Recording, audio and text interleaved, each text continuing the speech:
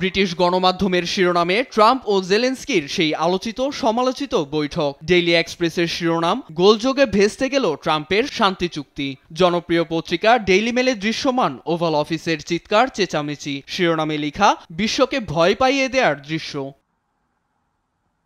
এদিকে জেলেনস্কির দিকে আঙুল তোলেন ট্রাম্প। এমনই এক ছবি জুড়ে দিয়ে দ্য সান হোয়াইট হাউসকে ধরে শিরোনামে লিখেছে ফাইট হাউস।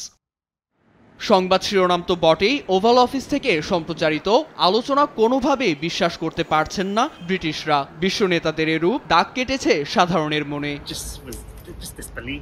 যা ঘটেছে তা বিশ্বাসযোগ্য নয়। জেলেনস্কি পা রাখতেই পোশাক নিয়ে মন্তব্য, শব্দ দিয়ে কটাক্ষ করা সবটাই অপমানজনক। আমার মনে হয় তার সঙ্গে এমন করা উচিত হয়নি। এদিকে প্রেসিডেন্টকে ডেকে নিয়ে অপমানের অভিযোগ লন্ডনে বসবাসরত ইউক্রেনীয় অভিবাসীদের। একটি গণতান্ত্রিক দেশের রাষ্ট্রপ্রধানের এমন আচরণ গ্রহণযোগ্য নয় বলে মত তাদের।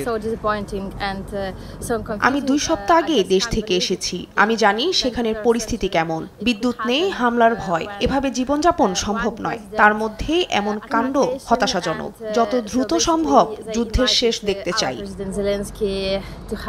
মার্কিন প্রশাসনের সঙ্গে কিয়েভের সম্পর্ক বিচ্ছেদের আশঙ্কা যখন সবার মনে, তখনই কিয়েভের পাশে ঢাল হয়ে দাঁড়ালো ব্রিটিশ প্রশাসন। এমনকি দেশটির সাধারণের পাশে দাঁড়ানোর প্রত্যয় ব্রিটিশদের। নীরব দাস, নিউজ ডেস্ক, দেশ টিভি।